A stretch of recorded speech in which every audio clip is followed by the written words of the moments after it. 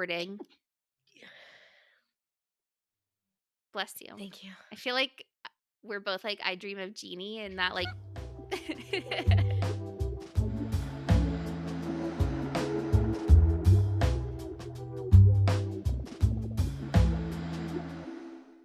when tonight is the night when I'm feeling alright. I love when you sing Talk us to in. me. Welcome to Frequency Broads, episode 5. We are so excited that you are here, back with us again this week. I don't know about y'all, but 2024 has definitely been a ride. I feel like you're the dragon. I just imagine the dragon like being like this. Like, yeah, that's what we're riding right now. The, the fucking coastal winds is what I'm feeling right now. So welcome back. Yes, welcome. Hi. Like, share, subscribe, prescribe, do the damn thing, rate us, share us, whatever it is. Just do that thing for us. We'd appreciate it. We do. We really do. So, girl, how you feeling today? What's your little freak check? I feel like I'm laughing, I'm crying, I'm feeling it all. And I recently read this like meme or quote or whatever the hell it was that was like true alchemists operate above duality. Mm, And it got me thinking because I really do feel like I am operating in this field quite often, but I'm also like playing the game of duality. And so it started to form this new perspective of what duality really means and how it's been so convoluted mm, into this or that, like good or bad, feminine or masculine. And duality in its truest, purest form is just like opposite ends of a magnet connecting. And it's actually a mm, really beautiful process when used alchemically like that. But it's kind of been used against us. Um, and the area of operation above duality, I think, is something that we've hit on many times and will continue to hit on. And it's anchoring in consciousness through our vessels into this playing field. mm-hmm. And I say the word playing field because we're supposed to be playing. We're supposed to be having fun. I'm like, but this is a battlefield for me right now. And I'm like, get me off it. I want to be back on the playground, please. Well, hold on. Sticking with that analogy, on the playground, you're playing games. And as a teacher who avoids the playground for all Mm. fucking reasons, all of those games are kind of a battle, right? You're playing sports or you're playing tag or you're playing house where someone's in charge, right? But and it's similar to like when I ask these kids who are like so deep into sports, like they're crazy fucking good and they're like going to the gym at 6 a.m. like before middle school. Like what? I What? would have never thought. But I'm like, they all say how much they love a tough coach. They love someone who's going to yell at them and push them because that's what gives them the most fun and successful. So this war that you're facing, baby girl, that is the game. That is the game. And it's all within me, ultimately. Yeah. Whew. Well, a lot of it's happening outside of me, but I'm just trying to keep it I'm turning it inward. So you're feeling like a battlefield today? Love is. Oh, How are you feeling, my dear? I am feeling like saucy, a little spicy, a little like, Mm. you know what I mean? I can't. For those who are watching and just looking at my smile right now, I literally cannot get my head out of this fucking book that I mentioned. Is that on your lap right No, now? it's not. It's not. My journal's in my lap. Oh, okay. I I was it, like, girl. can I tell you that now I think I've mentioned this on the pod that I'm dyslexic. So reading does not come as easy to me. However, I think I've avoided reading because of the label I gave myself for so long that I never really remembered how I did enjoy reading as a kid, even though it was challenging. And I'm an all or nothing kind of girl. So when I like something, I'm going all in. So I'll tell you on Saturday, I read 200 pages. And today I read another 200 pages. and I cannot fucking stop. And it's just so good. And I can't stop thinking about it. Mm. And oh, the last chapter was a little smutty part. And like, oh, okay. For anyone who reads Fourth Wing, fast forward a minute. I'm going to give a little spoiler alert because I need to just bring Victoria into this realm. So they work with dragons, they get powers. I'm not going to give the whole thing, but the main girl, she oh my god, I and we can even cut this out, but I just have to say cuz it's just I can't get it off my mind. She's she's linked with this guy, like they both hated each other, speaking of duality, and now their anger has turned to lust.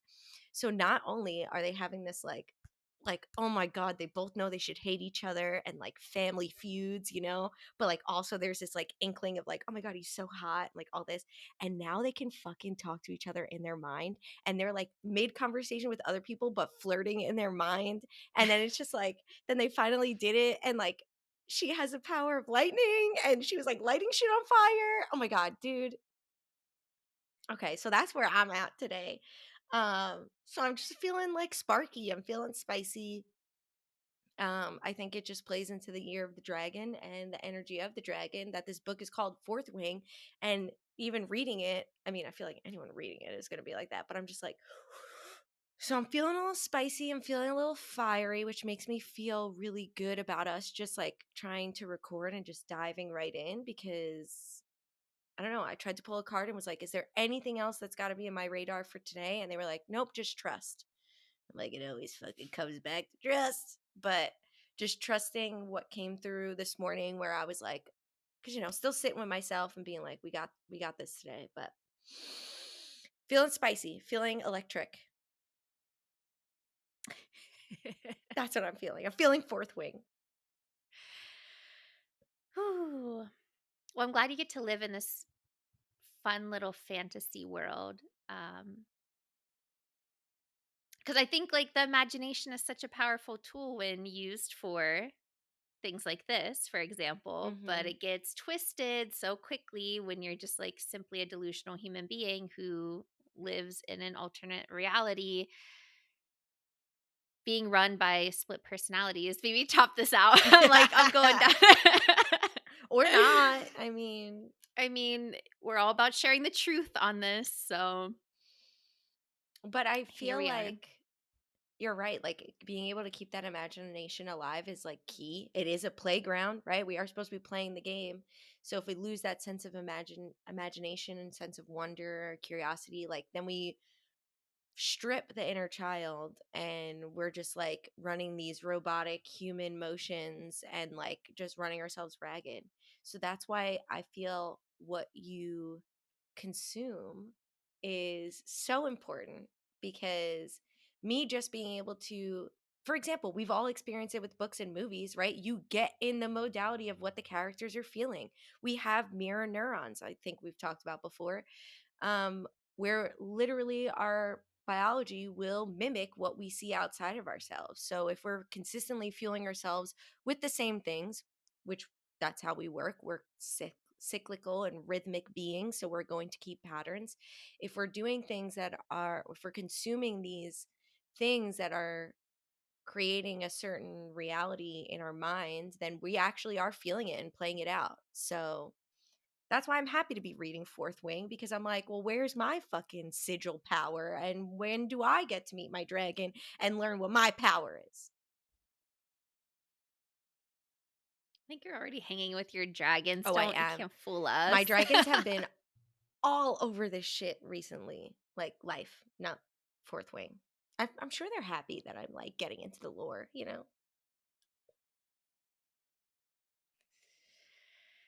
Oh, consumerism. I mean, the way that you're talking about consumerism is very specific to the energetics and the programming that we have been indoctrinated by. Mm. Um, where do we want to take this? This is always so hard because Tara and I have been trying not to talk before recording because we always share our ideas over voice notes. And so we're kind of coming into this raw dog in it. Yeah. But I do trust in our ability to tune into the same frequency channel and deliver the message that's supposed to come through. So, Shing. So what is coming up for you? What is in your field? well, I can't help but think about the relationship that humans have with Earth. And it is so representative of all the things going on in my relationship world, Mm. uh, which is this exploitation of energy and resources and this take, take, take without any consideration for the consequences Mm. or, I mean, the cause and effect. And so everyone is always so concerned about Earth. We have to save Earth. But fact of the fucking matter is, we have to save humanity. It's, Yeah, sorry. bless you. I'm Taking that as a confirmation. We have to save humanity. Continue.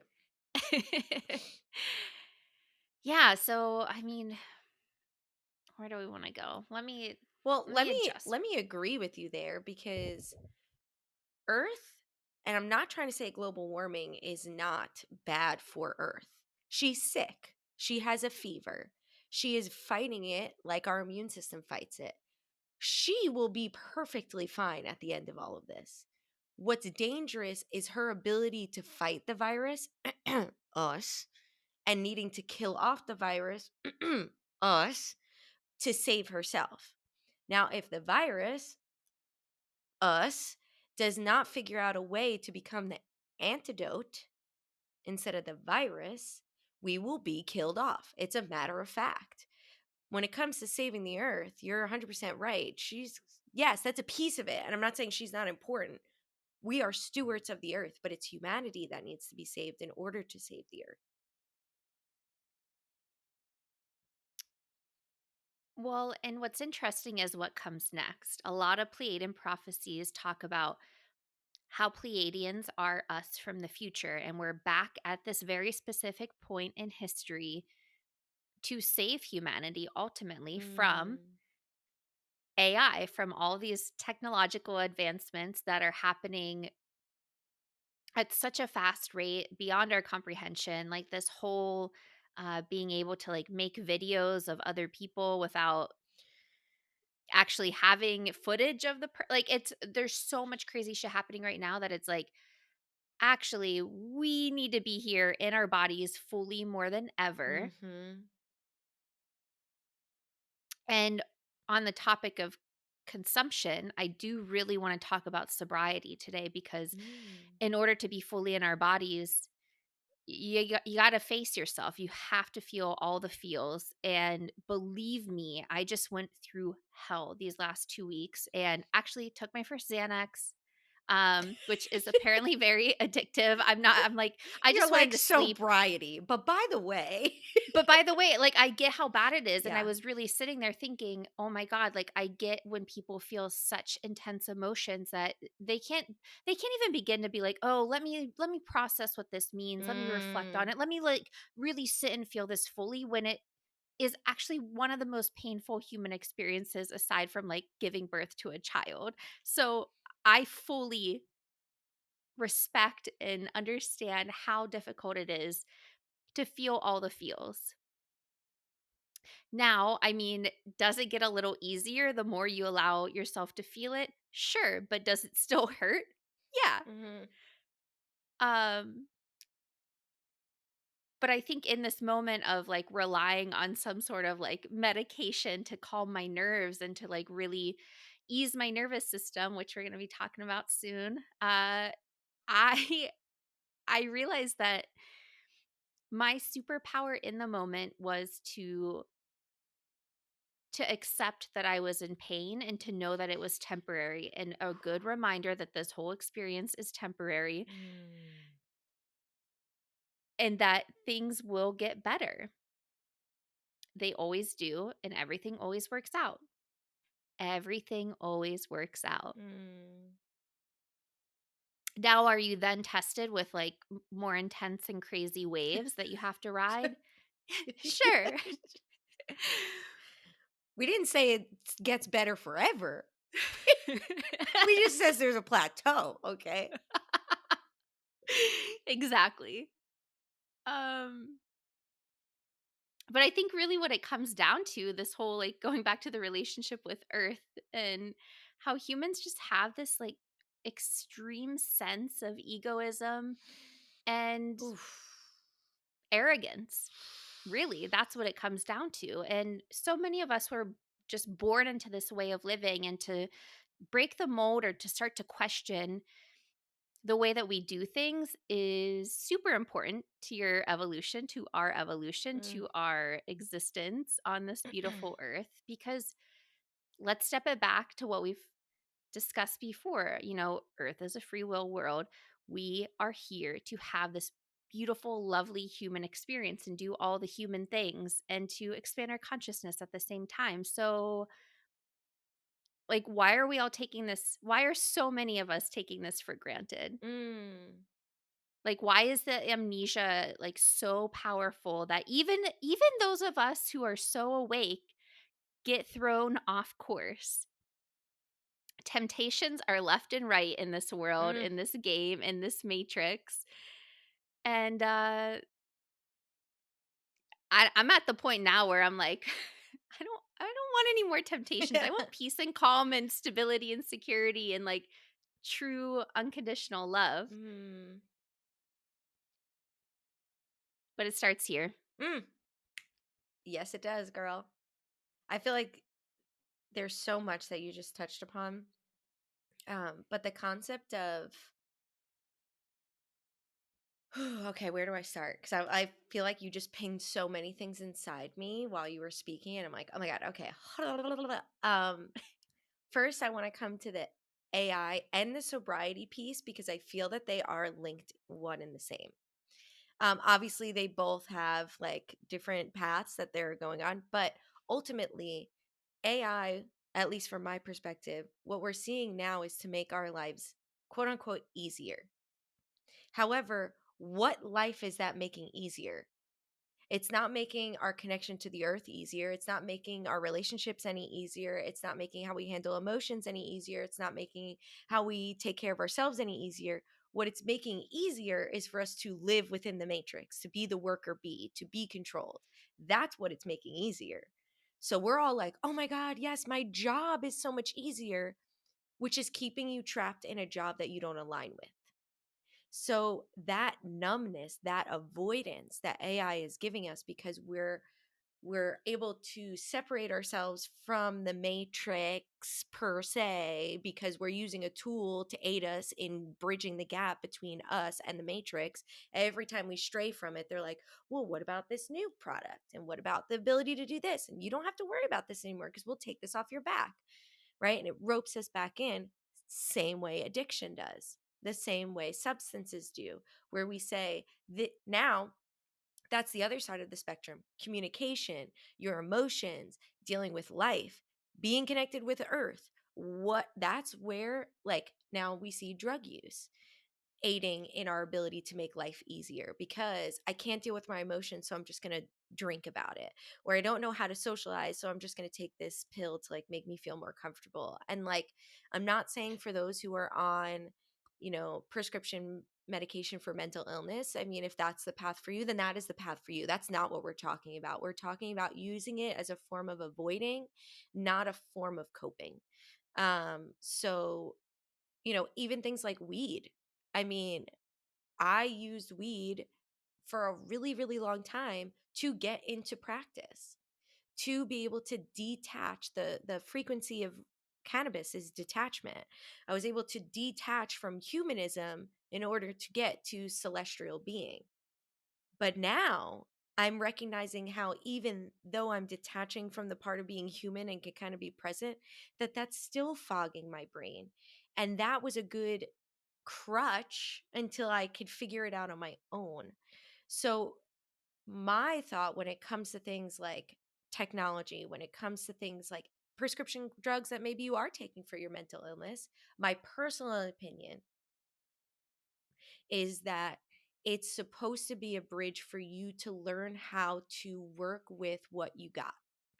So for those who have really, really bad anxiety, who are on anxiety medication, that's supposed to be your stepping stone to figure out how to navigate this until you're ready to get yourself off it. It's not supposed to be a lifetime subscription. And that's what we're seeing with a lot of things. And I think AI comes with that lifetime subscription. Technology comes with this lifetime subscription. So with the Pleiadians coming back and saying, we need to pull away from that.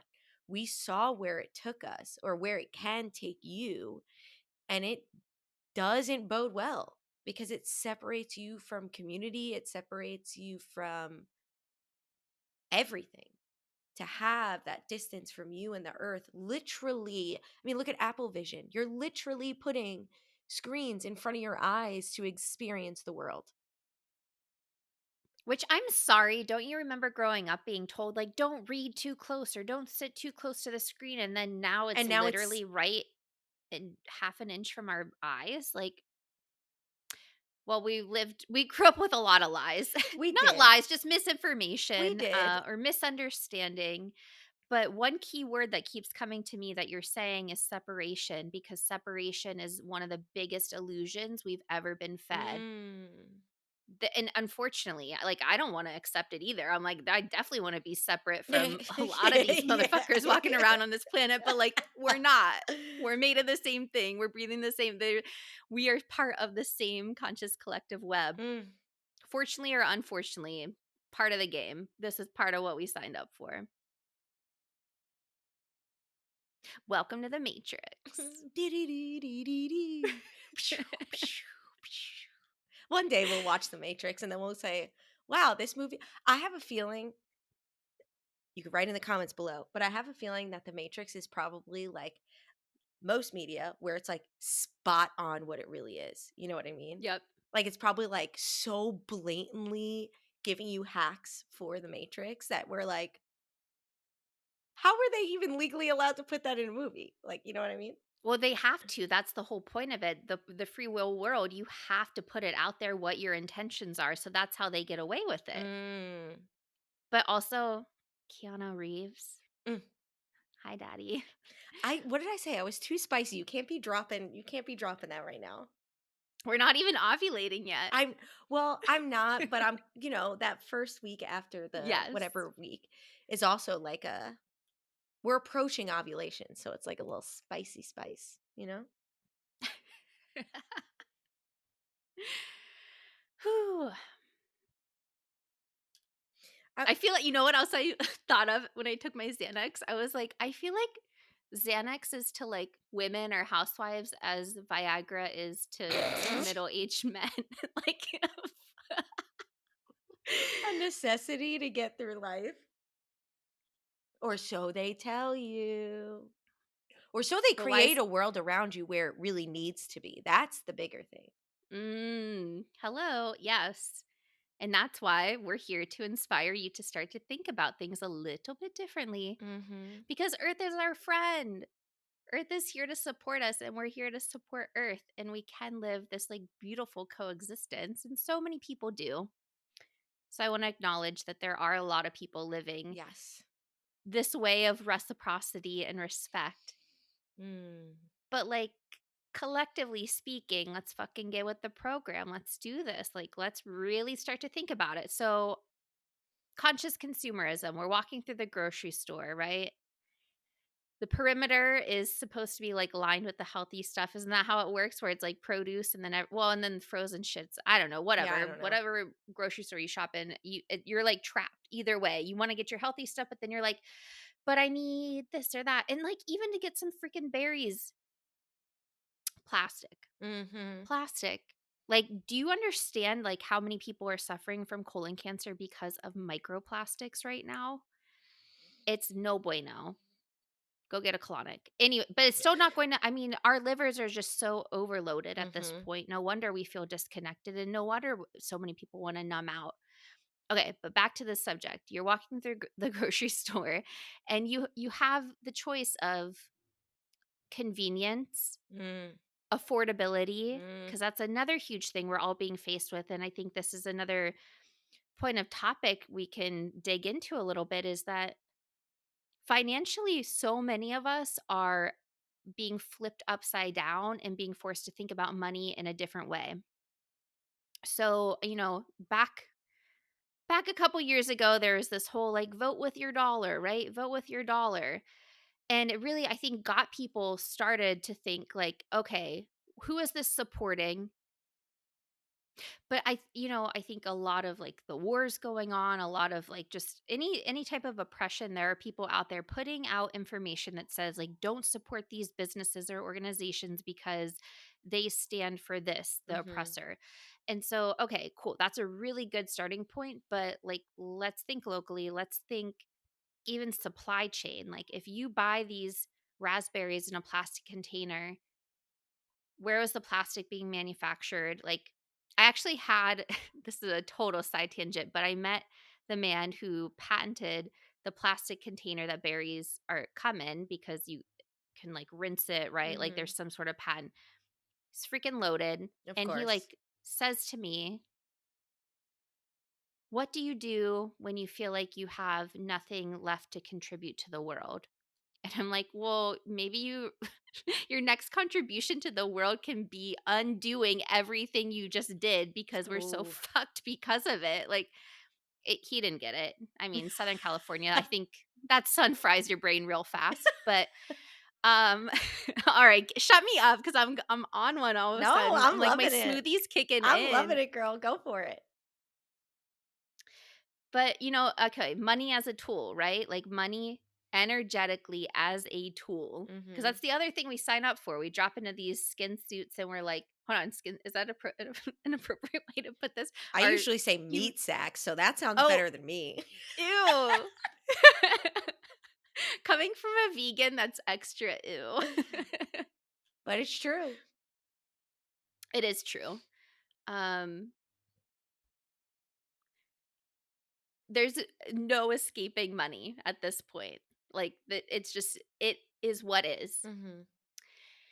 And if we start to look at it as a tool to vote with our dollar, right? To like really only support what you are in alignment with, that takes you reflecting on what are you in alignment with? Like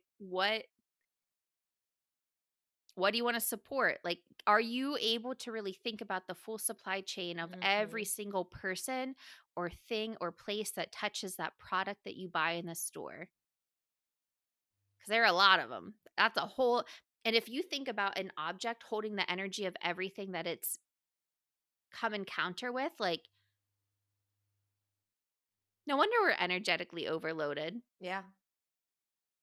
But then it makes me think like cuz you're 100% correct. Money in this timeline um is a necessity, but if we can view it as an energetic exchange, money is an energy. We are exchanging it for the energy we receive in the food that we eat, in the programs we watch, in the places we go.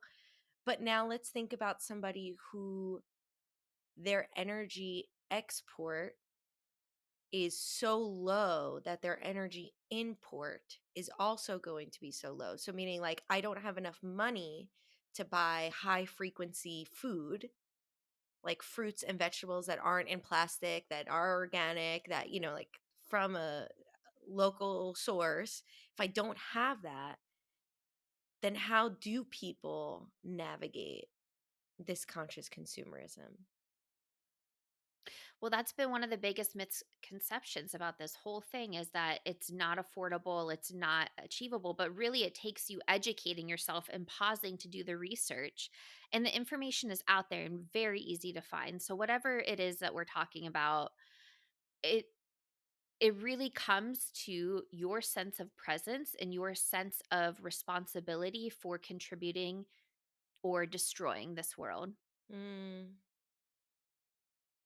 And if we're using, for me, I guess, if we're using like food, the grocery store as an analogy, um, when I went vegan, I was first told how vegan's going to be so much more expensive because all these specialty items and yada yada. And now, if I shopped with just trying to get processed fake meat and like all these other things, and hell yeah, I'd be just as expensive as anything else. But our food shopping bill is like pennies compared to what I see from other people who are consistently buying meat or processed frozen foods. So I can attest to what you're saying, that if you do your research and I can go and I can buy plenty of food and produce. Now, have I found a tofu that doesn't come in plastic? No, not yet. Can I make my own? Yes. And I think that's where my thought is leading me is you can spend pennies, pennies energetically exchanging that way. If you exert, right? So that output is so small. If your next output is quite larger in your time and energy to create something.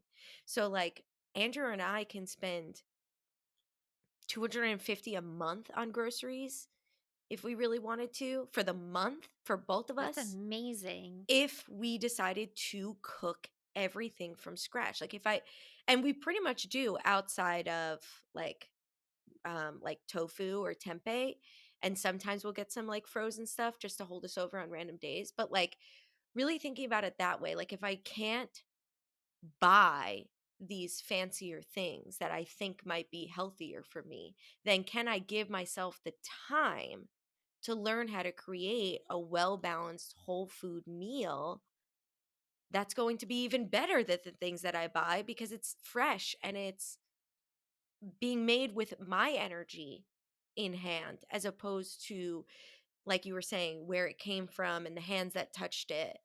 um so when I think about it, at least as far as consuming food, everyone knows the saying, you are what you eat, and that goes down to energy. I've said it before, I have never in my life, I grew up spiritual, I have never been connected the way that I was when I stopped eating food that was literally full of energetic suffering, from the farm workers to the animals themselves to the plastic packaging. Like, once I separated myself from that, and people ask me all different kinds of questions. Well, what if the world was ending, and what if they were killed organically? And I'm like, but why do I need to? At this stage in the game, why do I need to eat something that was murdered? I don't have to. Whether you think, and this is my body. This is my body. I'm not trying to shame anyone for their choice in food. But for my body, eating vegan works very well for me. I've gotten plenty of blood tests. I'm not missing out on anything besides vitamin D from living in Portland. Like, I'm more healthy and energetically healthy than I've ever been because I'm living resonant to myself. So that's another piece that Victoria is talking about, is picking things, knowing what you stand for, knowing your values, knowing energetically what is fueling you, and then being able to align a life to energetically fuel you just as much as you're fueling your body and your mind and your wallet. One thing I keep seeing circulate around the internet is this whole millionaire mindset and how millionaires pay for the things that take time or that would eat up too much time out of their day. And in a lot of instances, this makes sense, but I think that this is being sold to just anyone. And it's being sold as convenience Mhm. ultimately, but convenience is ultimately laziness because where are you spending that time otherwise? In front of a screen, having your Yep. energy harvested so data metrics can be tracking everything you're consuming with your eyes and you're just feeding into technology. Like you're supporting the system that is destroying your mind, infiltrating your thoughts, your beliefs, um, pulling you far away from yourself, like to the point where you don't even realize that it's happening. And that's the Mm. scariest part about it is it's so subtle. And I mean, if we're looking at energy on Earth, it really comes down to electromagnetic and subtle energies. Mm. And I feel like we could deep dive into this on another episode, but the subtle energies are often where we operate, especially when it comes to the paranormal, the like anything that seems to be very real in existence Mhm. that is outside of us or is not human. Um, is subtle energy, but electromagnetic is also equally as important because, I mean, how many of us even truly understand where our electricity comes from? And the grid lines that just literally pollute the earth. I'm like, don't get me started on fiber optics right now. But it's also, I mean, we wouldn't be able to be doing this if it weren't Right. for that. It's a tricky balancing act to have. And I think what is key here is that it's like you said, it's making things easier. The drugs are making things easier. Having too much technology is making things easier. Consuming things that are quick and easy and easily packaged in plastic is easier for you. But we did not come to earth to live an easy life. If things were easy, we would not grow. We need challenges to grow, right? If things were just happening in a easy breezy way, we would be lazy meat sacks doing nothing. But we need ourselves to have a little bit of challenge. So challenge yourself by not using things that numb you. Challenge yourself by actually cooking a meal instead of heating it up, right? So and that comes back to our connection to the earth. Something that came to me this morning when I was sitting with like what I want to share, um, very in line with you about the earth and what we consume and all of that. And I thought about how, I forget which episode it was, one or two ago, where I mentioned how other people's energy isn't going to fuel you, right? So we'll consume, we'll consume, we'll consume. So not only are we consuming things that are easier, but the things we're consuming are actually draining us, like social media harvesting, like having processed food and plastics in our colon that's giving us cancer, like these things in technology that's separating us from Earth, right? Those are actually deteriorating us instead of fueling us. Then we look to consume and consume more because we're not being fueled at all because we're looking externally for ourselves. So I thought about, well, what does fuel me? And then I thought about breaking it up: mind, body, and soul. And I was like, okay, that's where I like, once you were talking about like the earth and all that, I was like, oh, this is where that connection is, because I was like, okay, what fuels my body fuels all beings, including the earth, right? So I am made of elements. The earth is made of elements. All thing is made of elements. So whatever I'm fueling my body with better be fueling the earth, because we are one and the same. Whatever I'm fueling my mind with better fucking be fueling all of my timelines, because my mind creates my reality. And whatever I'm trying to feed my soul with needs to be able to feed the consciousness, because we are all united as one. And I think when we look outside ourselves to be fueled, whether we're talking food or just energy from someone else being in a relationship, we're looking for them to fuel us. But in reality, what's happening energetically is, as I said before, it's the mirror for us to allow us to fuel ourselves. So if somebody shows us unconditional love, then we give ourselves permission to feel unconditional love and be unconditionally loving, which comes from within. Doing the inner work, feeding your own soul, gives yourself permission to have these things without needing the mirror to show you you're worthy of having those things.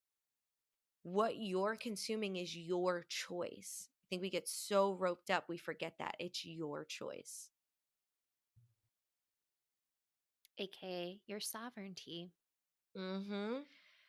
But you know what else makes things a whole lot easier is understanding your energy, your energetic footprint, your energetic resonance, and using that as your guide. Mm. And that is really, to me, what I'm seeing as the antidote to AI taking over the world. A lot of people like to talk shit about it and say AI is bad, but then I'm like, what are you doing about it? Like, what's your solution?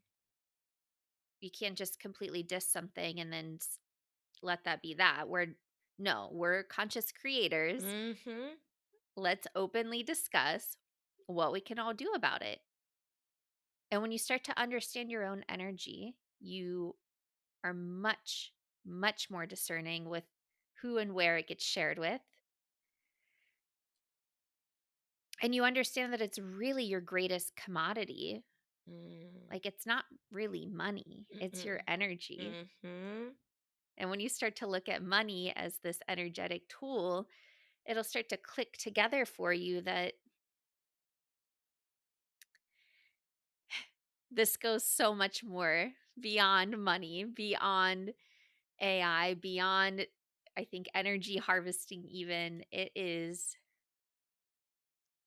why we're here, why Mhm. so many of us are here.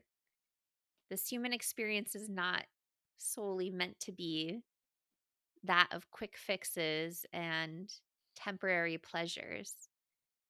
The deepest forms of pleasures are found, well, I'm like, we're both on one right now. Let me just not talk about pleasures. Oh. But I mean, it's like in that wild strawberry that you pick from the ground and you give reverence to the earth. It's Mm. in the beautiful puffy clouds that shield you from the sun being overwhelming with the sun codes that you're downloading, right? Like it's the subtleties. It's all about the Yes. The subtleties. subtleties that you miss because you're too distracted with, "Oh my god, the Yes. strawberry's so cute. Let me take a picture of it." It's like, "What? Just fucking look at it. What are you talking about? Let No. me stop what I'm doing and take a picture," and then become immediately, like, just think of that moment, right? You immediately put a physical, electromagnetic, and energetic barrier between you and the earth, between you and that moment of pleasure, between you, like, instantly, by just saying, "Oh, let me pick up a phone." How crazy is that, that we are so trained to do that? Like, if that's something that, like, you really need a moment of, I get it. Like, don't get me wrong, I have millions of pictures on my phone. But when you stop to think about how much that takes you out of what you're experiencing, and now you're cool, you're the observer, which is a nice game to play, becoming the observer, but then you're not experiencing, and your higher self's already doing the observing. So tap into her or them. Mm, And speaking of going on one, can I go off on one real quick? do it. Well, it's not going off on one. That sounds like I'm going to be angry. I mean, I'm going to be a little kooky right now on this podcast, which already I am kooky. So let's see how this pans out. So we might have talked about it on the pod, but I know spiritual communities all over the place are talking about the divide that has been worked on. And now we're starting to see the evolving and the shift to 5D, and how there's starting to be this separation. And the way that they're describing it is that we're not just going to blink off the earth and be like, yay, now we're in another dimension. But there's almost going to be this glass wall where we could see what's happening, but it doesn't affect us and we're not involved in it. And I have to say, I feel that I'm experiencing that. And I Mm, feel that I'm seeing that with all the harm happening in the world, with AI like blowing up, with all of this.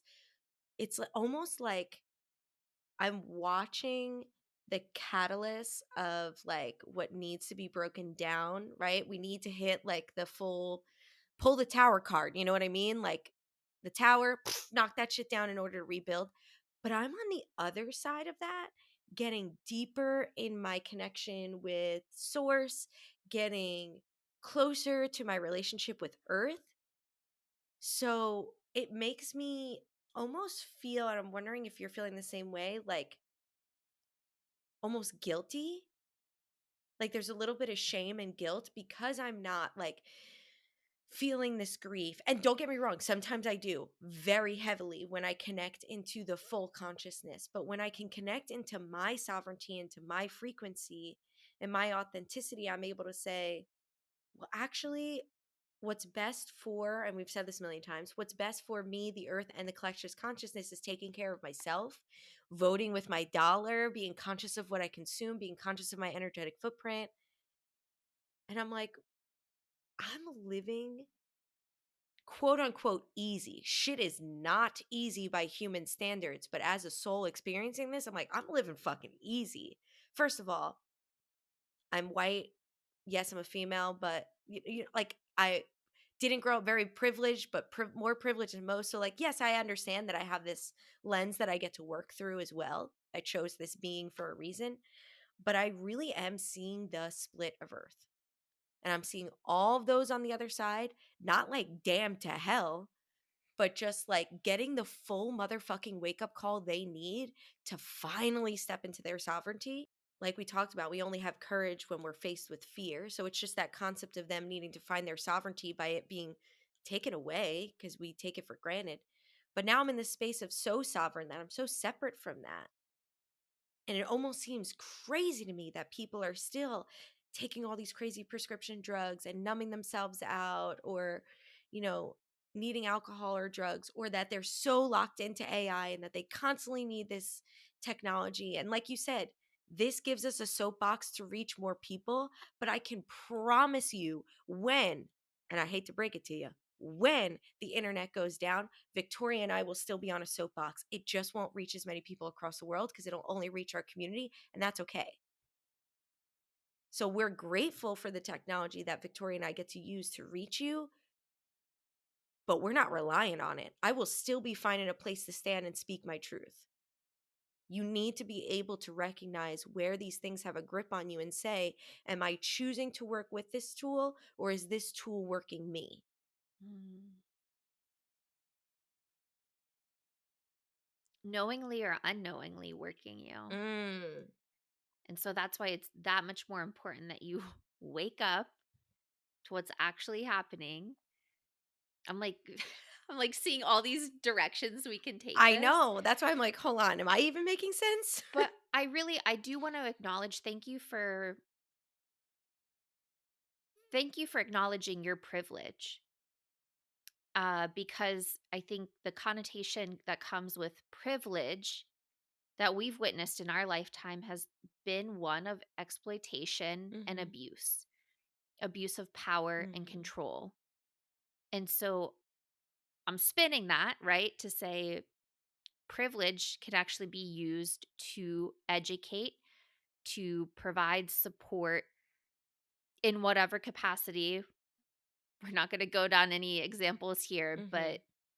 privilege is not always a bad thing. And if you have privilege, how are you using it? Mm. Because not using your privilege is the bad thing. Mm. But also using it authentically, not performing, not performative justice, where I have a soapbox, so I have to say something about this atrocity. No, you should Right. because you should feel something about this atrocity.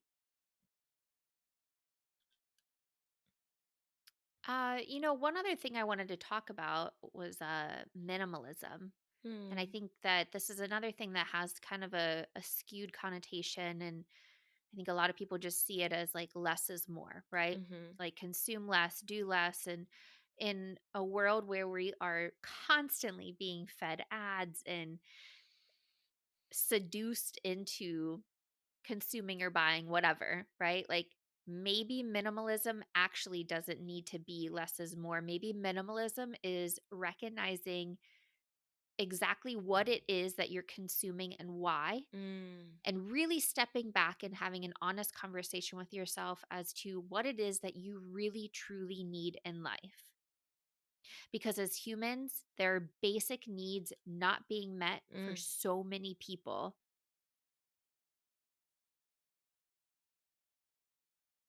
I'm like, period, before I start crying.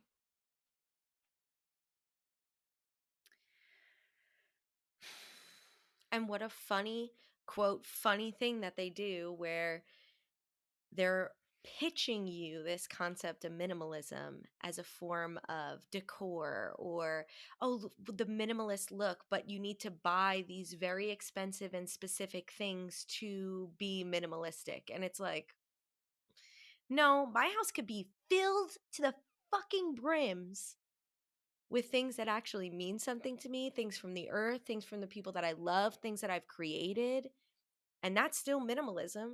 because I, like Victoria just said, am thinking about what it is I'm consuming. And if I'm consuming a lot from the earth, from people that I love, from my own creation, and I'm being reciprocal with that, then that's a beautiful thing. So being really mindful that that reciprocity is there as well once you find that alignment, that you're giving as much as you are receiving. Well, I guess all in all, technological advancements have really served as a means to comfort. Mm. And it's created this false narrative that this is the solution for living a simple and easy life. But in reality, it has taken us so far from the earth, from ourselves, that it's really important to acknowledge and sit with this topic. And I encourage you, and I hope that you feel inspired to reflect a little bit on any aspect of what we discussed today. And all of that being said, I think it is very much possible to coexist in a world where AI is taking over, but then also we are returning to the land and we're relearning indigenous practices that have been used for millennia and using all of this amazing information to come together as a community, as a Mm. collective, and start to really amplify a healing, loving vibration to return to the earth because the earth is our friend. The earth contains Mm. so much information. Like we talk about getting sun codes, right? Earth Oh, is so rich in yeah. information. So rich. Like, mm, love you, earth.